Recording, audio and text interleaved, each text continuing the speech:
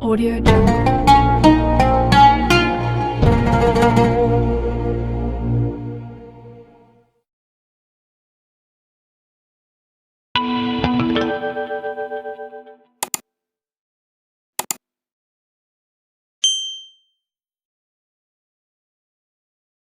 Assalamualaikum ya akhi ya ukhti. Assalamualaikum ya akhi ya ukhti.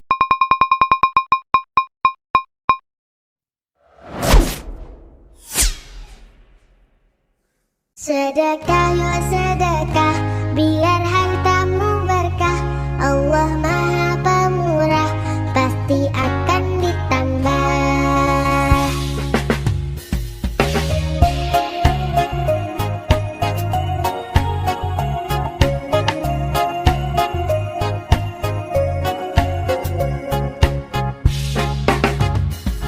Allah Maha Kaya, Allah Maha segalanya. Jangan kau takut miskin harta. Indahnya saling berbagi, indahnya saling memberi.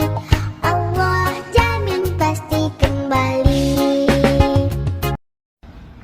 Allahu Akbar, Allahu Akbar. Ashhadu an la ilaha illallah. Ashhadu anna Muhammadan Rasulullah. Hayya 'alas salati, hayya 'alal falah. Qad qamatis salatu, qad qamatis salah. Allahu Akbar, Allahu Akbar. La ilaha illallah. Ayo sholat, lelaki muslim pasti sholat Jumat. Ayo sholat, lelaki muslim pasti sholat Jumat. Sohibul Hajat, Jumat Berkah, 23 Agustus tahun 2024.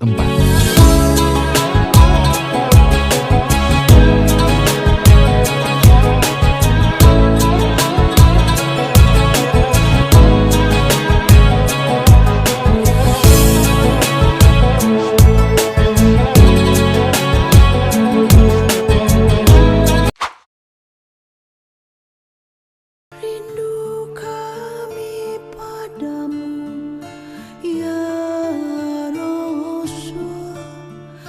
Rindu tiada terperi. Berabad jarak darimu ya Rasul.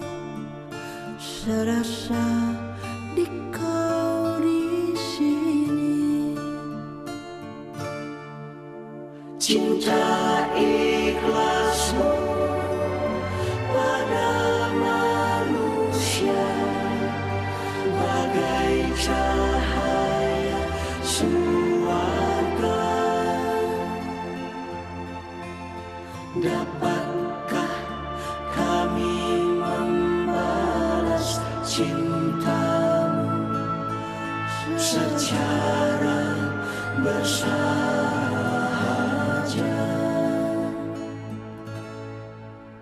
Rindu kami padamu ya Rasul. Rindu tiada terperi. Berabad jarak darimu ya Rasul.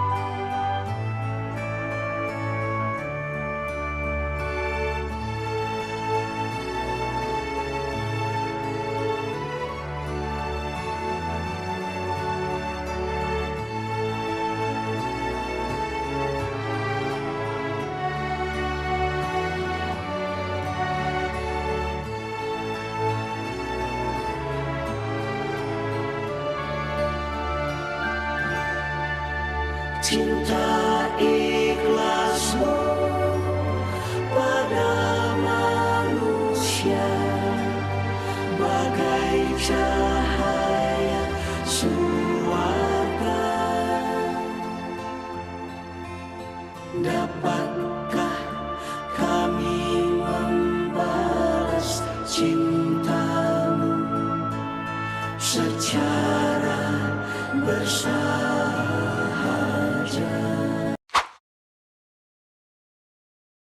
Video pembelajaran.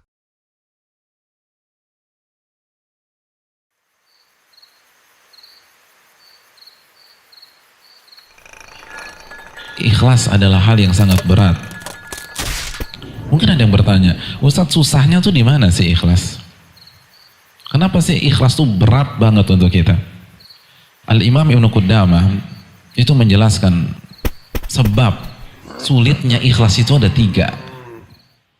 Yang pertama, karena kita itu suka dengan pujian. Suka dengan pujian. Bahkan sebagian ulama mengatakan bahwa banyak orang itu lebih suka pujian daripada duit. Misalnya Anda bagi-bagikan ke antum semua $100, $100, $100, $100, $100. Senang nggak tuh kira-kira? Senang ya? Kita senang. Terus kita tukar ke money changer. Terus kata petugasnya, mohon maaf mas, ini uang palsu. Oh, kira-kira kita kesel nggak? Kesel.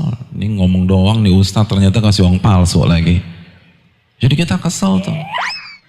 Ketika dikasih uang palsu. Tapi kalau pujian, subhanallah. Ada seorang nenek-nenek usia 139 tahun, lalu dipuji sama suaminya. Yang kamu kok dari hari ke hari semakin cantik aja. Kira-kira tuh nenek-nenek seneng nggak? Coba, seneng apa enggak? Seneng. Padahal tuh pujian bener atau palsu? Palsu, nggak ada ceritanya nenek-nenek setiap hari tambah cantik kan nggak ada. Itu bohong. Tapi kita seneng. Kita tahu nih pujian nggak bener. Beda sama duit. Lihat bagaimana kecintaan manusia terhadap pujian. Dan ini kan yang harus ditanggalkan. Karena apa? Karena penyakit kronis dalam keikhlasan apa? Riya. Apa sih definisi riya? Al-Hafidz Ibnu Hajar mengatakan riya itu memperlihatkan amalan di hadapan manusia agar dipuji oleh mereka. Pujian lagi. Penyakit keikhlasan apa? Sum'ah. Sum'ah apa? Memperdengarkan amal ibadah agar manusia tahu dan dia puji kita. Pujian lagi. Jadi ini jadi masalah. Karena kita suka dipuji orang. Yang kedua, kenapa ikhlas itu susah? Karena tabiat kita itu tamak terhadap dunia. Suka banget sama dunia. Wa tuhibbunal mala hubban jamma, kata Allah dalam surat Al-Fajr. Dan kalian cinta sekali dengan harta dunia, kecintaan yang luar biasa. Nabi SAW mengatakan, kalau seorang anak Adam memiliki emas sebanyak sebuah lembah, apa yang terjadi? Labtagha ilaihi lahu thaniya, dia akan cari lembah emas yang kedua. Dan kalau dia punya lembah emas yang kedua, labtagha ilaihi lahu thalitha, dia akan cari lembah emas ketiga. Kapan tren ini berakhir? Wala yamla'u jawfa bani Adam illa turab, dan tidak ada yang mengisi perut anak Adam sampai penuh kecuali tanah. Maksudnya apa? Dia akan mengikuti tren itu sampai mati. Ini yang bisa menyelewengkan kita kepada ketidakikhlasan. Ketika kita mengharapkan dunia, ketika kita mengharapkan jabatan dari amal ibadah kita, ini yang susah membuat kita bertahan. Karena kecintaan kita kepada dunia itu luar biasa. Lalu yang ketiga, kata Ibnu Qudamah, karena tabiat kita nggak suka dicela orang. Ketika kita suka pujian, otomatis kita nggak suka dicela. Maka kita akan berusaha melakukan apa saja untuk membuat kita diterima oleh komunitas kita.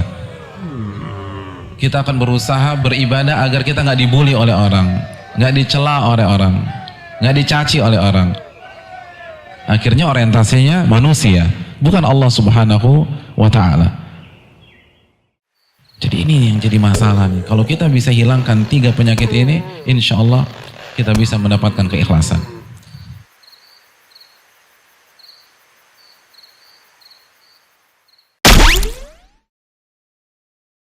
Video pembelajaran. Ini 6 langkah praktis. Ya, Bapak bisa lakukan di rumah mulai hari ini. Langkah pertama, mulai hari ini jangan makan malam, Pak.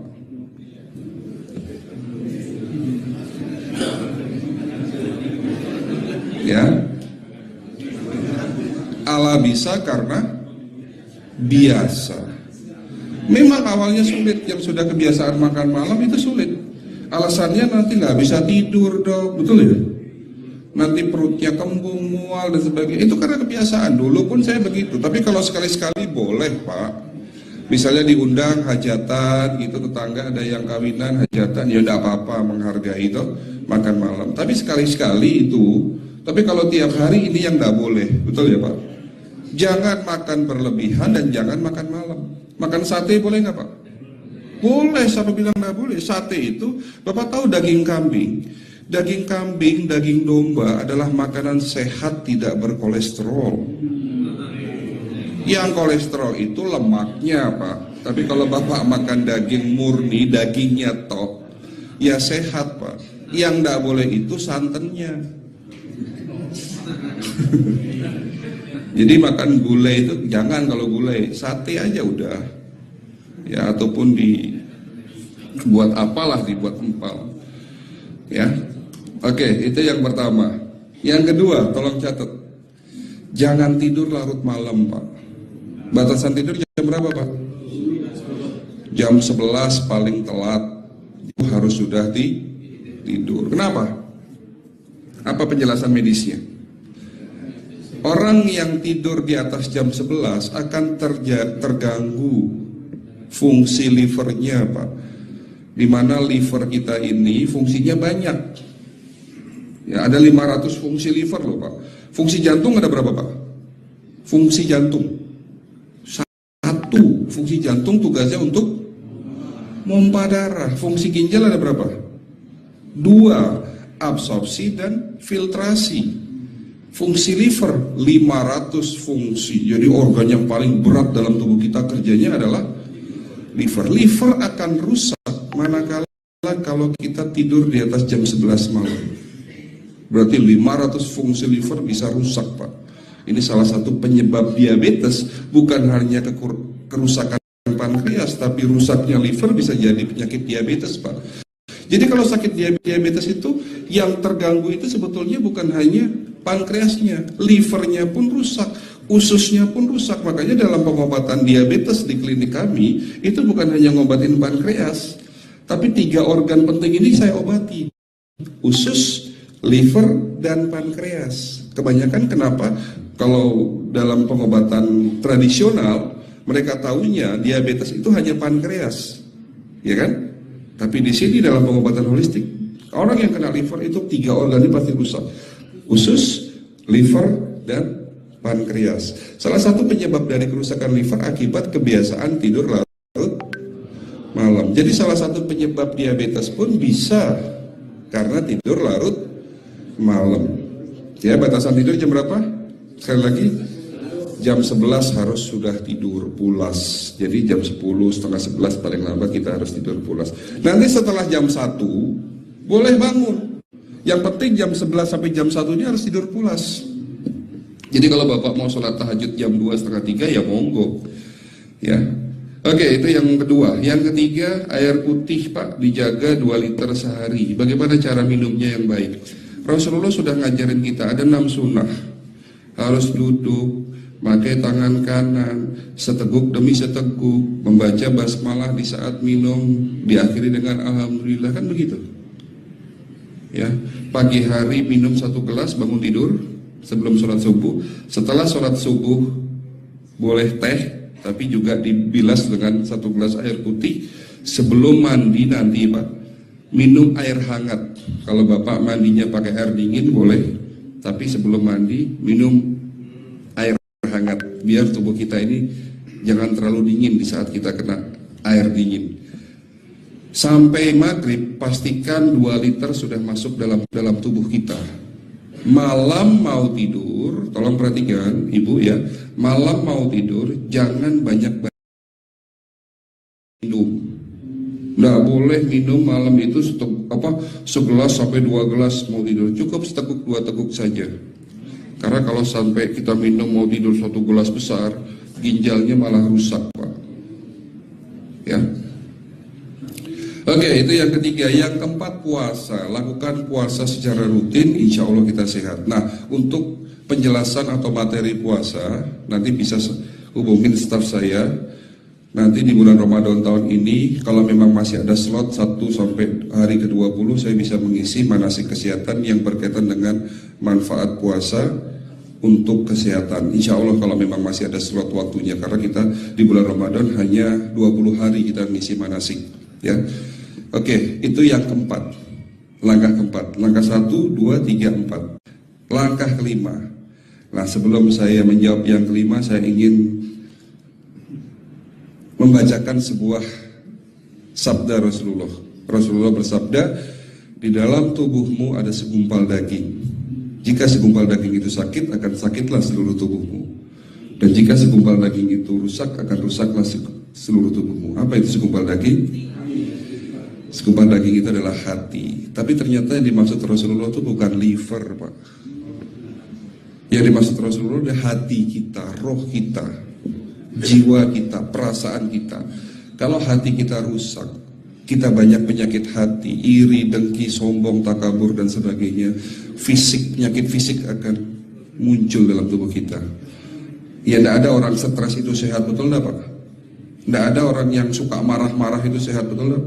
Bahkan Rasulullah mengajar senyum adalah ibadah. Senangkan orang lain, permudah urusan orang lain, insya Allah kita sehat. Ya, jadi itu langkah ke-5. Langkah 1 sampai langkah ke-5 sifatnya individual. Bapak bisa lakukan sendiri di rumah. Tapi langkah ke-6 ini butuh bantuan pihak dokter atau rumah sakit. Kira-kira langkah ke-6 apa Pak? Lakukan pemeriksaan sebelum sakit. Jadi periksa itu jangan nunggu sakit baru periksa. Jangan seperti kayak Bu Ustazah tadi, diajak periksa, jawabannya takut ketahuan penyakitnya. Setelah stroke baru datang ke klinik untuk minta diperiksa. Kalau sudah stroke susah nggak nyembuhinnya Pak? Kata kayak beliau nih, sudah 2 tahun tidak sembuh-sembuh karena sudah terlanjur stroke. Tapi kalau beliau melakukan general check up, mohon maaf ya Pak, kalau beliau melakukan general check up rutin, insya Allah tidak akan kena stroke, karena sebelum stroke sudah diobati dulu. Karena stroke ini bisa kita lihat dalam scanning dengan alat yang saya punya, insya Allah kelihatan ini. Oh ini sudah mulai ada tanda-tanda mau penyumbatan, buru-buru diobati. Memang takut Pak, tapi pesan saya jangan takut. Ya, lakukan pemeriksaan supaya kita tahu, supaya kita kenal. Gitu ya Pak. Jadi kira-kira di jemaah ini ada enggak yang mau saya ajak periksa kita semua? Pesan terakhir dari saya, lakukan pemeriksaan sebelum terlambat. Ini pesan saya dan pesan seluruh dokter di dunia sebetulnya.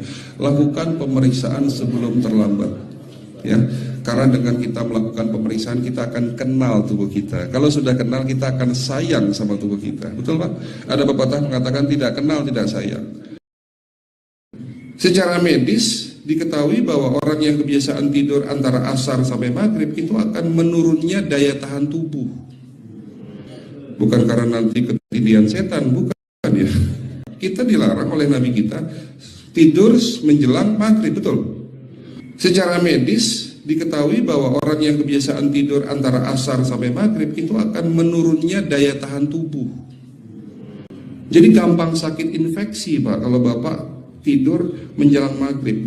Kalau sekali lagi setelah sholat subuh gampang pikun, aliran darah ke otak itu tersumbat, ya, jadi stroke penyakitnya.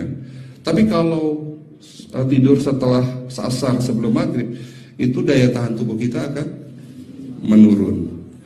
Jadi gitu ya jawabannya Bu. Cukup sekian dari saya. Mohon maaf kalau penyampaian kami kurang baik. Akhirul kalam, wabillahi taufiq wal hidayah. Wassalamualaikum warahmatullahi wabarakatuh.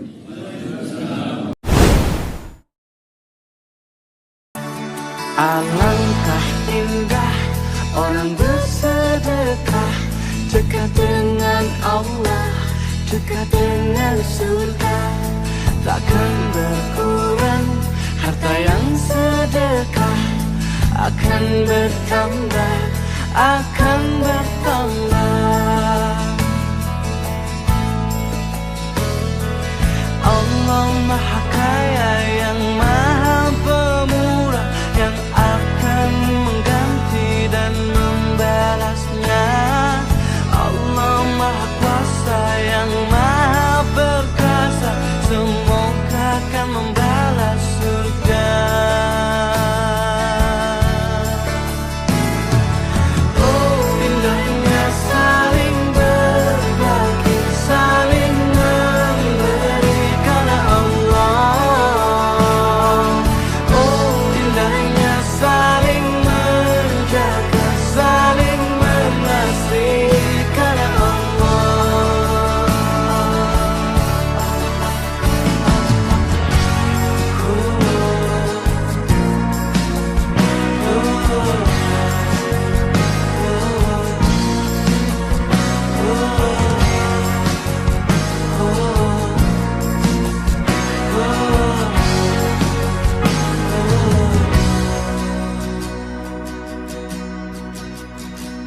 alangkah indah orang bersedekah, dekat dengan Allah, dekat dengan surga. Takkan berkurang harta yang sedekah, akan bertambah, akan bertambah. Oh, indahnya saling berbagi, saling memberi karena Allah. Oh, indahnya saling menjaga, saling mengasihi karena Allah.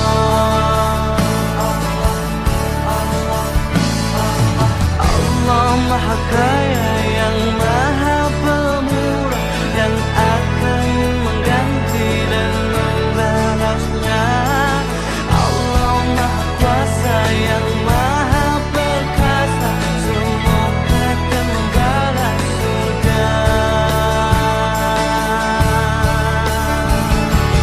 Oh, indahnya saling berbagi, saling memberi karena Allah. Oh, indahnya saling menjaga, saling mengasihi karena Allah. Oh, indahnya saling berbagi, saling memberi karena Allah. كل هذه الأرض ما تكفي مساحة لو نعيش بلا سماها، وانت عايزنا بحب لو تضيق الأرض نسكن كالكل. كل هذه الأرض ما تكفي مساها لو نعيش بلا سماها، وانت عايزنا بحب لو تضيق الأرض نسكن كالكل. التحيات وأبسلام، انشروا أحلى الكلام، زينوا دنيا احترام أب محبة.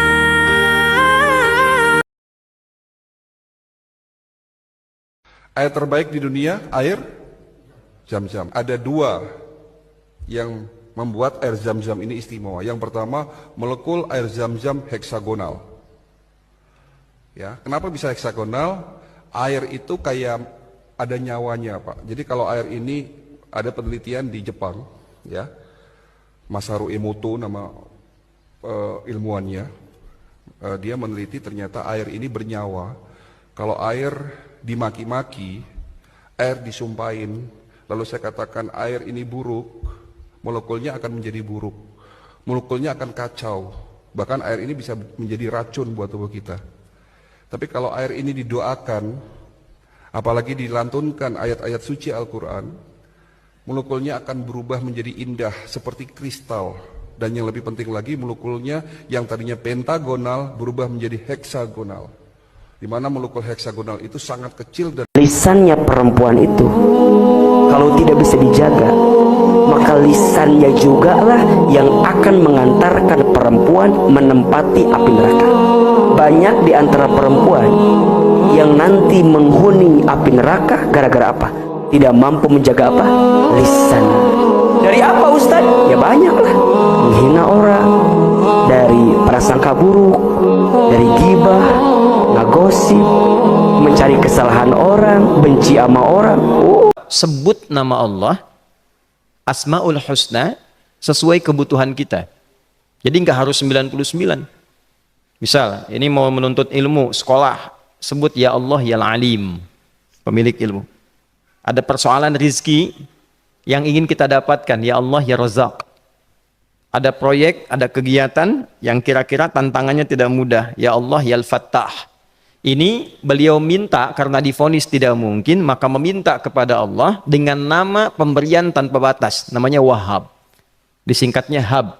Rabbi habli, ya Allah yang tak punya batas dalam pemberian, mereka memvonis aku punya batasan, maka mohon anugerahkan darimu saja.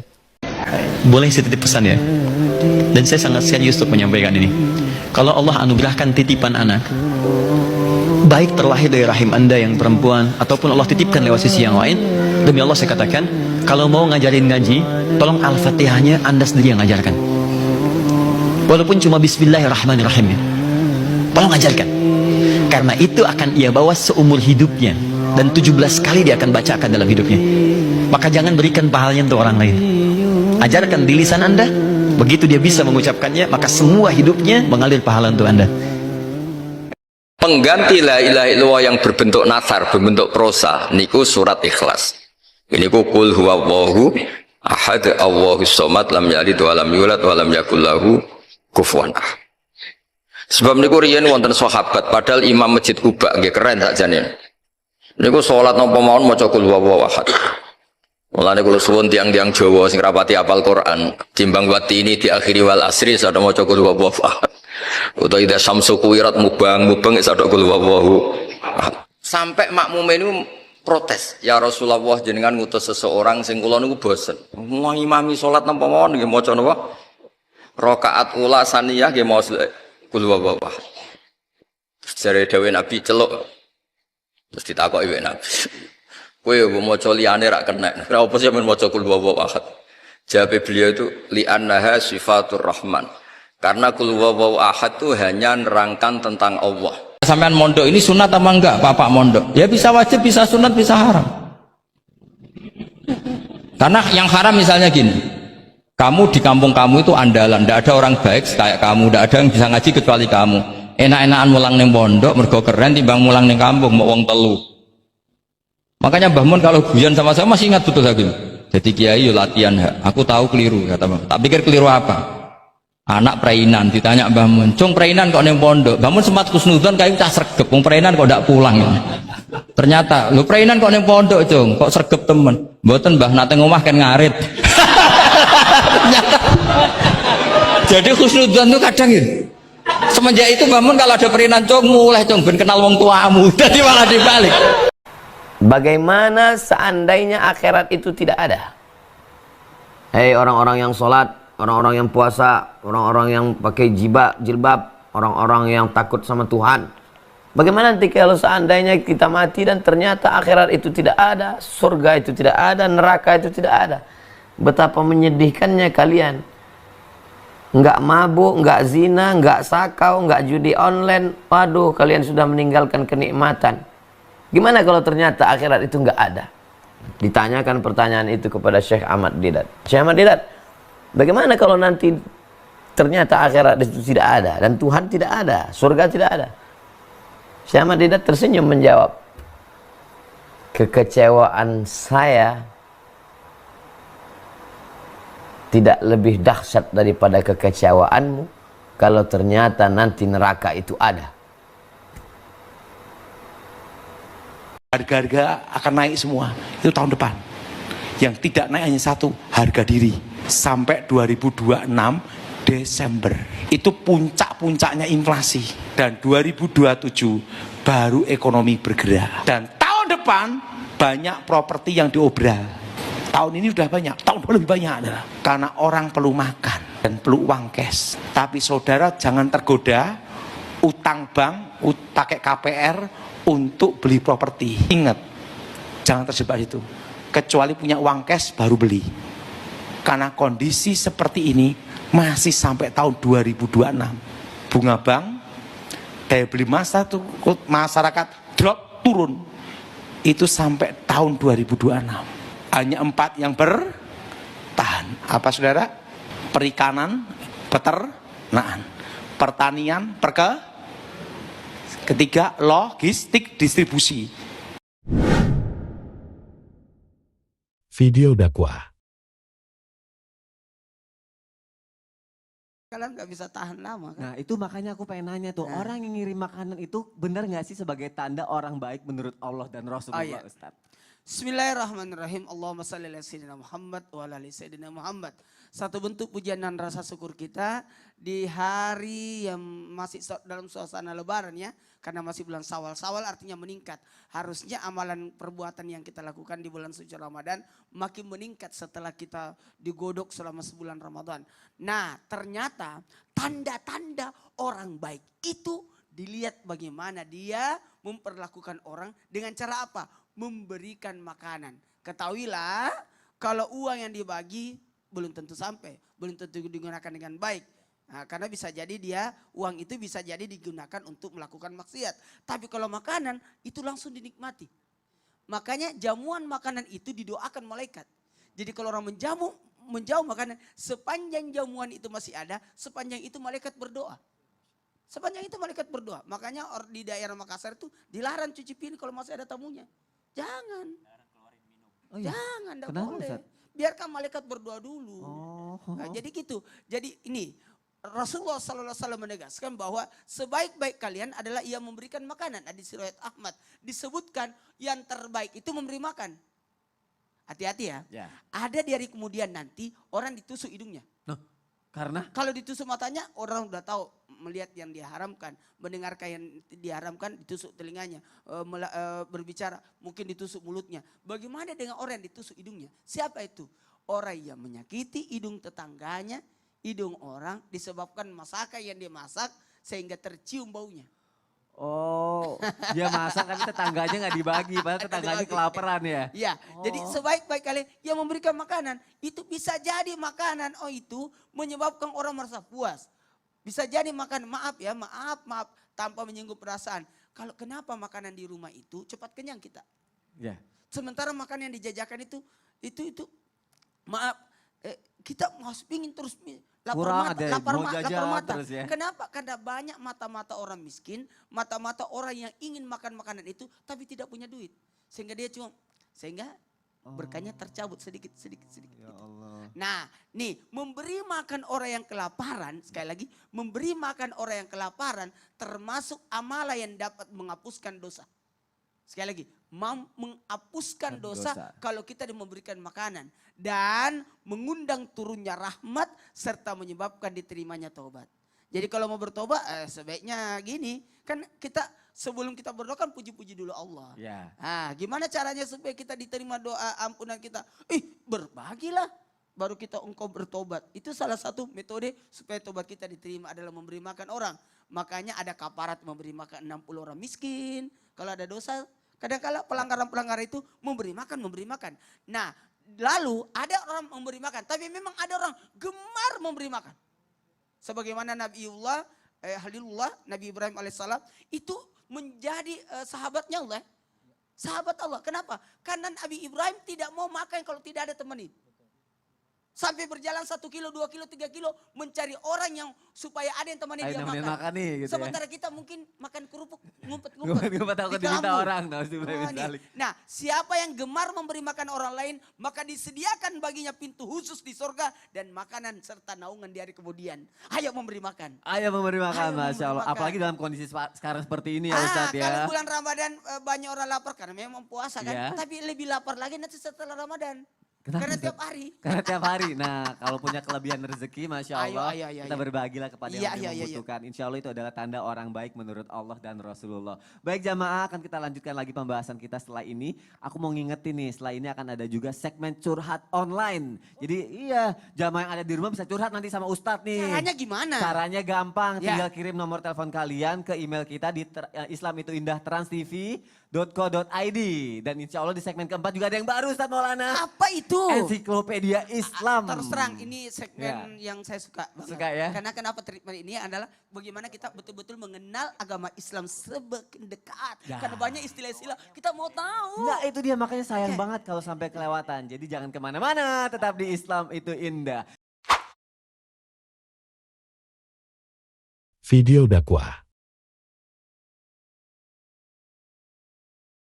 Bismillahirrahmanirrahim. Assalamualaikum warahmatullahi wabarakatuh. Alhamdulillah rabbil alamin. Wassalatu wassalamu ala rasulillahil karim. Nabiyyina wa sayyidina Muhammadin wa ala alihi wa sahbihi ajma'in wa ba'd. Saudara-saudariku sebangsa setanah air, semoga video ini menemui kita semua dalam keadaan yang baik, dilindungi oleh Allah Subhanahu wa taala dan diberikan bimbingan untuk membangun kehidupan berbangsa, bernegara yang harmoni dan juga menguatkan harapan kita untuk melahirkan generasi emas yang mampu memakmurkan dan memberikan pencerahan yang berkemajuan untuk negara kesatuan Republik Indonesia yang kita cintai ini.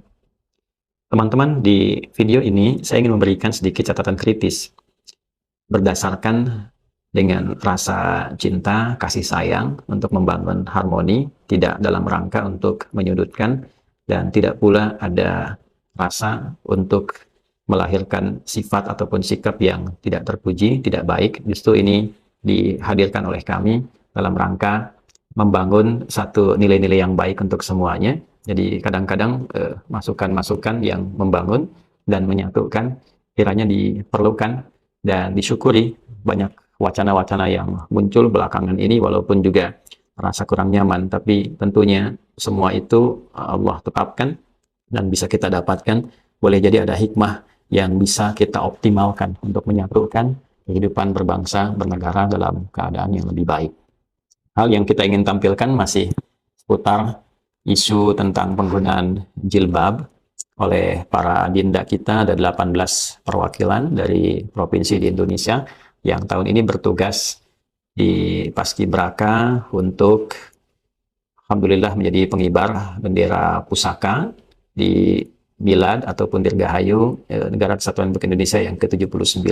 Sebelumnya kita doakan semoga seluruh adik-adik kita ini sehat semuanya, bertugas dengan baik dan dengan semangat, dan semoga dengan itu Allah Subhanahu wa taala memberikan inspirasi kebaikan untuk kita semuanya.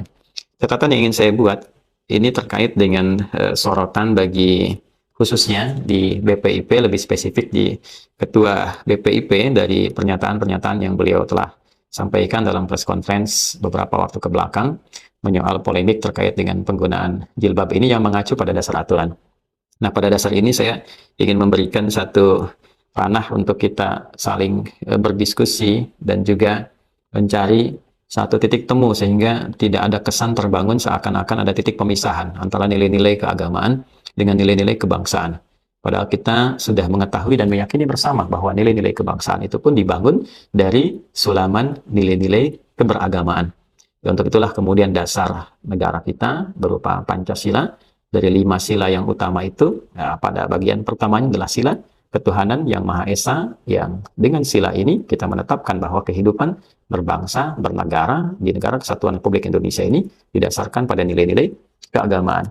Dan dalam konteks menanamkan dan mengimplementasikan nilai ketuhanan yang Maha Esa itu, undang-undang memberikan jaminan bahwa setiap warga negara dijamin oleh undang-undang untuk memeluk agamanya masing-masing dan beribadah menurut agama dan kepercayaannya itu. Demikian di pasal 29 ayat 2 itu, negara menjamin kemerdekaan tiap-tiap penduduk untuk memeluk agamanya masing-masing dan beribadah menurut agama dan kepercayaannya itu. Nah, ini poin yang sangat penting. Jadi di undang-undang memberikan jaminan, kemudian dalam konteks beribadah juga dijamin oleh negara, dan turunan dari konteks ibadah itu. Nah, ini yang ingin saya tekankan dulu ya kepada seluruh masyarakat yang boleh jadi masih awam.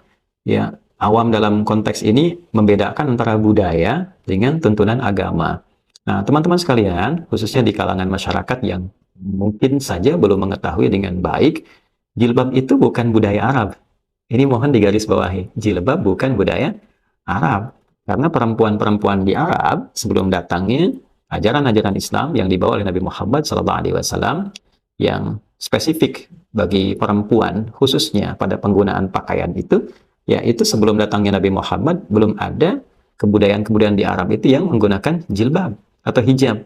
Ya, justru di sini teman-teman bisa saksikan misalnya saat presiden kita Pak Joko Widodo, Pak Jokowi saat memenuhi undangan dari Raja UAE itu, ya beliau datang ke Uni Emirat Arab, kemudian memenuhi satu undangan dan di istananya kan disambut, di antara penyambut itu kan ada perempuan-perempuan Arab. Nah, itu bagian budayanya. Ya, penyambutan dengan budaya, ada yang menggunakan pedang, yang perempuannya kemudian melakukan satu gerakan tertentu yang Anda lihat tidak menggunakan jilbab, tapi memamerkan bagian dari rambutnya. Yang itu memang budaya di Arab dulu seperti itu, tidak menggunakan jilbab. Justru jilbab nanti kelak akan datang, salah satu risalahnya adalah untuk memberikan sebuah kelengkapan yang sempurna bagi perempuan dan menunjukkan ikrar kemerdekaan bagi sosok perempuan. Jadi jilbab itu menjadi bagian penting dalam syariat Islam untuk memberikan sebuah respon yang sangat kuat tentang status kemerdekaan bagi perempuan yang di era-era itu, di masa jahiliyah, itu masih diperbudak. Nilainya itu sangat rendah perempuan pada masa itu, sehingga diperlakukan dengan semena-mena. Maka Allah Subhanahu wa Ta'ala ketika menurunkan risalah tentang jilbab itu, ya, satu ayat yang spesifik di surat Al-Ahzab itu tentang jilbab, salah satunya adalah untuk memberikan satu nilai positif bagi perempuan, status kemerdekaannya yang tidak boleh diganggu. Asa ayyurafna fala yu'dzain. Ya, supaya dikenali bahwa ini seorang perempuan yang merdeka, ya, tidak boleh diganggu, statusnya terlindungi. Jadi jilbab itu bukan budaya. Saya tekankan sekali bagi adik-adikku dan saudari-saudariku yang muslimah, penting untuk diketahui dan diresapkan pada jiwa yang paling dalam. Jilbab itu hadiah terindah yang Allah berikan bagi setiap perempuan muslimah untuk memberikan satu penguatan tentang kemerdekaan dirinya. Ya, itu status kemerdekaan bagi seorang perempuan, apalagi muslimah, yang dengan itu dia terlindungi, dengan itu dia terhormat, dengan itu dia tersayang di hadapan Allah Subhanahu wa Ta'ala. Yang tadinya terganggu, yang tadinya dipersekusi, dengan jilbab itu dia semakin terhormat. Dan dengan pengenaan itulah kemudian syariat datang untuk melindungi perempuan. Ya, jadi tentang perlindungan terhadap perempuan, penghormatan nilai dan hak-haknya, salah satunya disimbolisasikan dengan nilai syariat dalam Islam pada penggunaan jilbab. Ini dulu poinnya. Jadi sekali lagi, jangan sampai ada kesan yang terbangun dari minimnya pengetahuan dengan mengatakan, oh ini budaya impor dari Arab yang dikenakan oleh perempuan Islam sehingga bertentangan budaya ini dengan budaya Indonesia. Ini sesuatu yang tidak nyambung. Ya, jadi jangan sampai pengetahuan yang minim ya harus memaksakan satu kehendak dengan membangun sebuah wacana atau opini tertentu yang bahkan secara nalar logika dan secara nilai-nilai kebudayaan kita pun itu tertolak dengan sendirinya. Jadi sekali lagi, pengenaan jilbab itu bukan turunan dari budaya, apalagi impor budaya, tapi kepada implementasi nilai keagamaan dalam bentuk syariat ya pada agama Islam. Jadi kalau kita kembalikan pasal 29 ayat kedua itu, negara menjamin kemerdekaan tiap-tiap penduduk untuk memeluk agamanya masing-masing dan beribadah menurut agama dan kepercayaannya gitu. Dalam konteks menjalankan nilai agama itu ada komitmen menunaikan ibadah sebagai bagian-bagian tuntunan di agama itu. Dalam turunan ajaran ibadah itu ada berjilbab untuk perempuan. Jadi jilbab itu bagian dari ibadah yang dilindungi oleh undang-undang. Jadi saya turunkan dari nilai undang-undang dulu. Nah, lalu saya ingin masuk kepada konteks aturan. Di sini ada sesuatu yang patut kita kritisi, teman-teman sekalian. Ini saya sudah download, jadi teman-teman juga bisa ikuti download ini supaya kita semakin tercerahkan ya. Jadi saya berusaha untuk kita sama-sama belajar menampilkan data-data yang ilmiah, dan dengan data ini kita bisa mengetahui bukan hanya penguatan dari dasar akan sesuatu dikerjakan dalam konteks kehidupan berbangsa bernegara, khususnya dalam hal ini, tapi juga nanti kita akan lihat dalam bangunan logika ya yang disusun serta implementasinya. Nah, yang saya maksudkan kita cepat saja.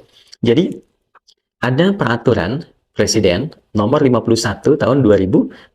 Ini terkait dengan nanti pasukan pengibar bendera pusaka ya, atau yang kita kenal dengan Paskibraka itu. Nah, di peraturan nomor 51 tahun 2022 itu nanti akan secara teknis pelaksanaan dari peraturan ini diturunkan dan dilaksanakan kewenangannya oleh BPIP.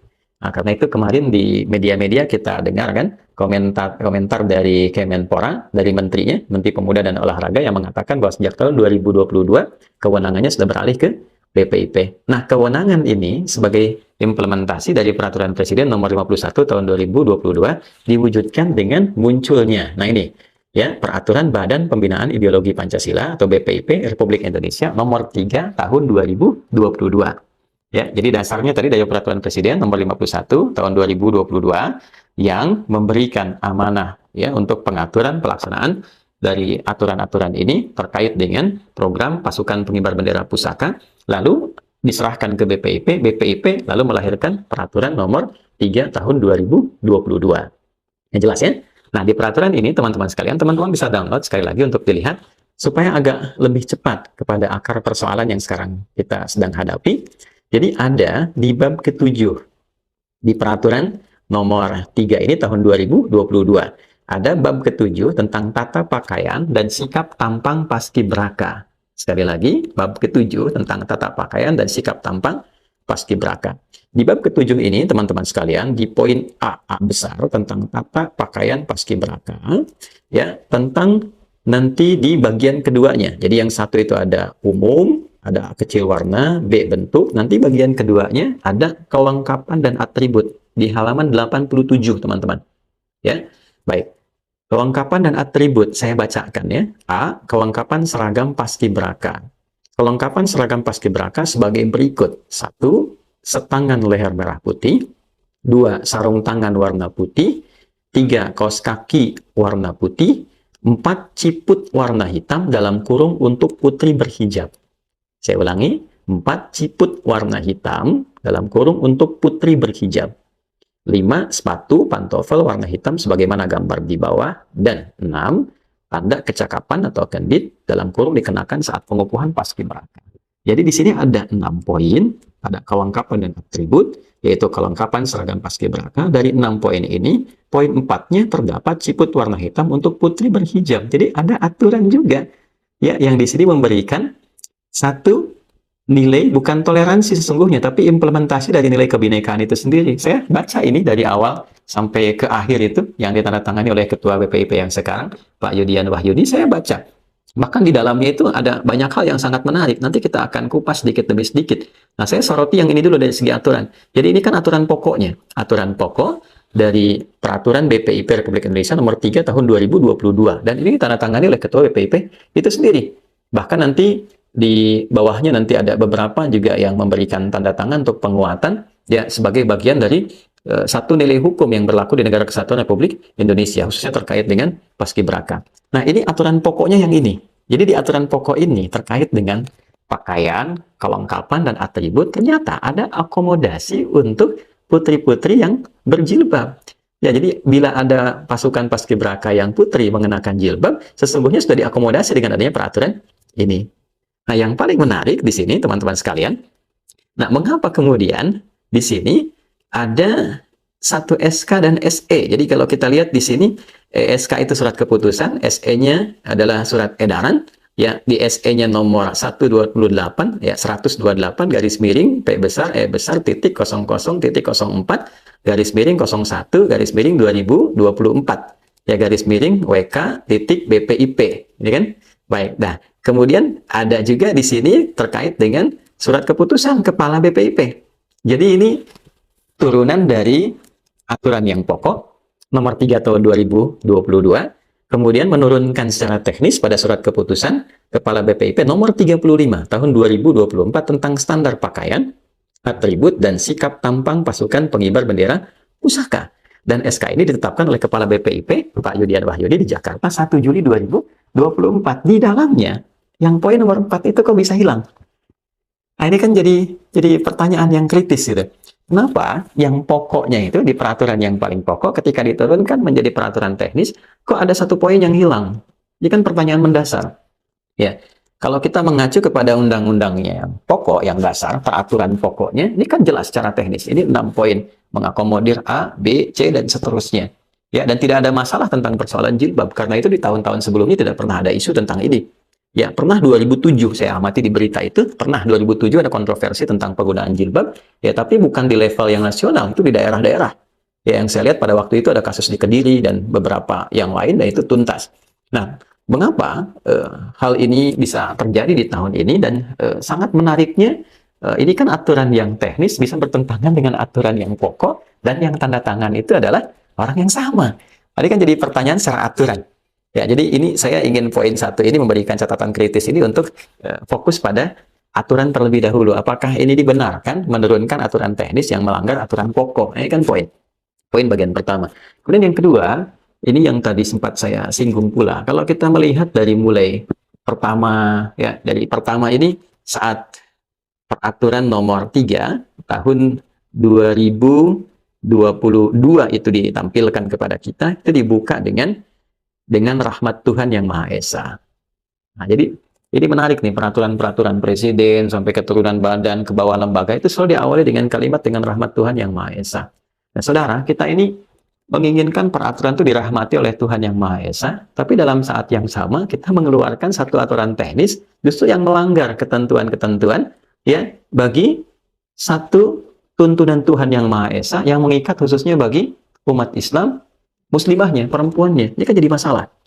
Apalagi nanti kita akan dapatkan di turunan-turunan isi dari peraturan nomor 3 tahun 2022 ini yang menampilkan kata takwa, kata ihsan, bahkan nanti dalam pengukuhan itu ada sebuah janji yang disampaikan oleh para seluruh paskibraka yang terpilih itu, dan di antara nilai-nilai yang disampaikan itu bahkan ada kata-kata yang tegas ya, menjadi makhluk Tuhan, kemudian ada nilai-nilai takwa di dalamnya, nilai-nilai ihsan, nilai-nilai akhlak yang mulia. Ihsan itu kan jelas ya, dalam definisi Anda silahkan cari di kosakata manapun. Ihsan itu kosakata yang melekat pada nilai agama dalam Islam, didapatkan dalam hadis. Hadisnya di Sahih Muslim, nomor hadisnya ke-8. Kalau ingin ringan, diambil itu dalam satu bagian dari 42 hadis Imam Nawawi, nomor hadis yang kedua, ya Al-Arba'in Nawawiyah itu. Hadisnya dari Umar bin Khattab radhiyallahu ta'ala anhu. Ihsan itu jelas. Anta budallaha ka'annaka tarahu fa illam takun tarahu fa innahu yarak. Berusaha menjadikan aktivitas sebagai ibadah ya kepada Allah Subhanahu wa taala, Tuhan yang Maha Esa. Ya, walaupun tak mampu melihatnya, tapi kita beribadah dengan merasakan Allah mengawasi kita. Jadi kalau paskibraka putri itu diminta berikrar menjunjung sikap ihsan, dan dia mengenakan jilbab, itu dia sudah mempraktekkan nilai ihsannya, dan dia merasa diawasi Tuhan. Nah, pengawasan Tuhan ini dibatalkan oleh SK Ketua BPIP nomor 35 tahun 2024, ditandatangan 1 Juli 2024. Ini kan cukup menarik gitu, kalimat-kalimat ini. Jadi saya ingin katakan secara peraturan bertentangan, skala logika juga bermasalah. Lalu yang paling agak getir adalah, ini kan pengibaran bendera pusaka ini satu momen sakral untuk mengikrarkan kemerdekaan kita, yang spiritnya dibawa ke setiap masa, bahwa kita ini bangsa merdeka. Dengan kemerdekaan ini kita berupaya membangun bangsa, dengan nilai-nilai yang kita sepakati ada 5 dasarnya itu, berupa Pancasila, dari ketuhanan yang Maha Esa, kemanusiaan yang adil dan beradab, persatuan Indonesia, kerakyatan yang dipimpin oleh hikmat kebijaksanaan dalam permusyawaratan perwakilan, keadilan sosial bagi seluruh rakyat Indonesia. Ini yang kita ingin wujudkan dalam kehidupan. Gemah ripah loh jinawi ini, kebinekaan yang kita jaga ini. Tapi dalam saat yang sama, adik-adik kita 18 orang itu dilarang merdeka mengenakan jilbabnya. Dia hadir dalam satu event kemerdekaan, tapi dia tidak boleh merdeka dengan jilbab yang dia kenakan. Ini jadi masalah gitu. Nah, ini ada satu nilai moral yang tidak tampak ya. Jadi secara etos bermasalah, secara logos bermasalah, secara patos bermasalah gitu. Ya, etikanya tidak hadir di sini karena ada benturan antara SK dengan peraturan. Logikanya dalam keilmuan juga tidak nyambung di sini. Secara kepantasan juga kemudian tidak berlaku. Ini kan poin yang sangat luar biasa. Ya. Lalu yang menjadi sorotan adalah ketika masukan sudah banyak sebelum datangnya, kemudian tentunya kita bisa artikan perintah. Karena kepala kesekretariatan presiden itu tidak mungkin memberikan statement kalau tidak diatensi oleh presiden. Ya, Pak Hero Budi menyampaikan bahwa adik-adik 18 ini sudah boleh menggunakan jilbabnya. Untuk itu juga BPIP belakangan juga ikut ya pada statement itu dan mengucapkan terima kasih ya kepada media juga dan massa yang memberikan atensi dan sebagainya. Tapi dalam proses itu yang paling menarik adalah Ya ketika masukan sudah banyak, DPR sudah memberikan reaksi, Ormas Islam bahkan dari MUI, PBNU, Muhammadiyah dan sebagainya memberikan satu reaksi. Yang muncul dalam press conference ini kan agak menarik, ya bahwa ini kan ditampilkan dalam bentuk sukarela. SK ini ditandatangan dengan materai 10.000. Ya sebelum itu juga kita perlu atensi, ada satu hal yang sangat menarik dalam latihan keseharian boleh menggunakan jilbab. Tapi dalam proses yang sakralnya, yang 17 Agustus dalam pengibaran bendera pusakanya, itu dilepas saat itu saja, ya kemudian setelah itu boleh digunakan kembali. Ini kan sesuatu yang bagaimana mengungkapkannya ya? Saya tidak punya kosakata yang kurang baik gitu, tapi secara tegas ini kan bermasalah. Itu sajalah. Ya, jika sesuatu yang sangat bermasalah, ya tidak dipaksa, tapi Anda sodori aturan, ya Anda dengan bahasa tata bahasa, dengan pengemasan katanya sukarela, tapi aturan itu harus tanda tangan bermaterai, yang kalau tidak ikut kan artinya gagal untuk proses itu. Kan jadi bermasalah gitu. Nah, kalau logika ini dipakai, logika seorang ketua BPIP lalu dipakai, diterapkan oleh orang-orang karena dia berdalih begini misalnya di masyarakat, ya, karena ini ketua BPIP ini, ya, karena ketua BPIP telah memberikan contoh satu logika, ya, dengan sukarela tanpa paksaan itu terjadi, nanti jangan-jangan ada orang ya mau memberikan satu bantuan sembako misalnya, ya secara sukarela orang-orang harus tanda tangan dengan syarat misalnya pindah agama, yang penting sukarela, tanda tangan 10.000 materai, kan bermasalah. Ya gimana kalau ada kejadian seperti itu, ya tiba-tiba ada pembagian sembako, yang pengen ngambil silahkan boleh ambil, tapi dia harus pindah agama dulu, tapi silahkan sukarela saja, kalau mau tanda tangan, kalau tidak ya nggak usah. Ini jadi masalah, ya. Kalau nanti ada kasus yang lebih nyeleneh lagi, yang mau ambil sembako nilainya 5 juta, silahkan. Ya, semua yang laki-laki misalnya nanti harus pakai sarung, nggak pakai apa-apa. Yang perempuan juga, naudzubillah, misalnya dengan syarat-syarat yang jelek tertentu, ya, dengan catatan Anda asal sukarela saja. Tanda tangan materai 10.000, kan jadi masalah seperti itu. Ini kan logika yang tidak sehat. Ya, nah, jadi saya pikir ada sesuatu yang kita mesti koreksi bersama. Entah apa ini persoalannya, karena saya yakin juga ketua BPIP ini kan juga backgroundnya pernah pesantren, bahkan di 2 pesantren besar, saya tidak perlu sebutkan, bahkan S1-nya adalah tentang syariat, ya jurusannya. Nah, saya kira sangat paham lah tentang penggunaan jilbab ini, tapi isu yang paling besar adalah mengapa mesti ada SK itu dalam situasi yang sekarang kan tidak mudah. Kondisi berbangsa, bernegaranya secara politik juga sedang tidak baik-baik saja, sedang tidak tenang, disusul dengan kejadian seperti ini. Saya kira saya berharap kepada seluruh elit dan stakeholder bangsa bernegara ini, saya harap mohon bernegarawan lah gitu. Ya, mohon dengan sangat lah, kalau Anda punya persoalan di atas dan Anda turunkan ke bawah, yang gelisah masyarakat, kan jadi persoalan. Nanti ketika ramai yang diminta kami lagi. Minta tolong ulama, minta tolong ustadz, teduhkan ini dan itu. Tapi kan yang bikin ulah Anda juga di atas, kan jadi masalah. Ya, jadi saya harap, mohon maaf dengan kalimat terakhir ini, karena memang banyak sekarang kali terjadi di masyarakat dan kita yang kemudian keteteran. Ya, harus menenangkan, meneduhkan, sementara gejolaknya kan tumbuh banyak di atas. Nah, poin berikutnya yang tidak kalah penting, jangan sampai ini menjadi dugaan seakan-akan adanya benturan antara nilai agama dengan nilai kebangsaan. Ini kan tidak dibenarkan. Ya, karena kita ketahui bersama bahwa nilai kebangsaan itu diselimuti oleh nilai-nilai keagamaan. Simpul-simpul keagamaan ini hadir membersamai nilai berbangsa, bernegara. Indonesia ini bukan negara agama, tapi kehidupan berbangsa bernegaranya dijiwai dan diliputi oleh nilai-nilai keagamaan. Ketuhanan yang Maha Esa dalam semua lapisan kehidupan berbangsa dan bernegara. Saya kira bukan eranya lagi mempertentangkan, ya, apalagi dalam misalnya tes wawasan kebangsaan, ya, asalkan ada dikotomi antara nilai keagamaan dengan nilai kebangsaan. Saya kira itu sesuatu yang harus diperbaiki. Ya, jangan sampai nanti orang-orang yang ingin berjilbab akan jadi asing di negeri sendiri, ya kan? Padahal para pejuang juga berjuang dengan meneriakkan kalimat-kalimat takbir, kalimat agama. Ya, mohon diingat kembali, para pejuang kita itu Bung Tomo takbirnya menggelegar, Allahu Akbar. Ya, para pejuang-pejuang kita dan sebagainya. Ya, dan rata-rata yang para pejuang itu kan mereka akan berangkat, yang muslim itu datangnya ke kiai, minta doa. Mereka perbaiki wudhu, mereka sholat dengan baik. Nilai keagamaan. Demi Allah saya katakan, di garis terdepan, tidak ada yang paling kuat membersamai ketika berjuang dalam konteks perjuangan militer itu khususnya, kecuali nilai agama. Hubungan dia dengan Tuhannya, itu yang paling kuat membersamai. Jadi kalau kita mencoba untuk memisahkan dan na'udzubillah, mendikotomikan antara nilai agama dengan nilai kebangsaan, dikhawatirkan malah bukan hanya moralnya yang runtuh, ya lapis-lapis kekuatan yang menyulam negara kesatuan Republik Indonesia ini sampai merdeka, sampai kita kuat dan kita cantumkan dalam preambul undang-undang atas berkat rahmat Allah yang Maha Kuasa, itu nanti malah memberikan satu pelemahan yang memudarkan ya nilai-nilai kebangsaan yang telah kita sepakati. Saya mohon maaf kalau apa yang saya sampaikan ada yang kurang berkenan, pilihan kata yang tidak sesuai, tapi sekali lagi kami sampaikan bahwa ini adalah rasa cinta yang kami utarakan, tidak dimaksudkan untuk mengecilkan atau menyudutkan pihak-pihak tertentu, lebih karena kita ingin menjadi lebih baik berkontribusi. Kalau sekiranya dinilai ada yang tidak penting, mohon diabaikan saja, dianggaplah ini salah satu bagian dari curahan hati salah satu warga negara yang tentunya juga dijamin oleh undang-undang demi Indonesia yang lebih baik, demi kemajuan kita bersama. PPIP itu penting menurut saya, ya, tapi lebih penting lagi diisi oleh orang-orang yang capable, ya, dan juga orang-orang yang punya sikap negarawan yang kuat, yang baik, yang dengan itu diharapkan mampu menjadi teladan untuk seluruh anak bangsa ini sehingga mampu menjadi generasi emas untuk memakmurkan Indonesia ke depan. Adi Hidayat, mohon maaf. Assalamualaikum warahmatullahi wabarakatuh. Obrigado.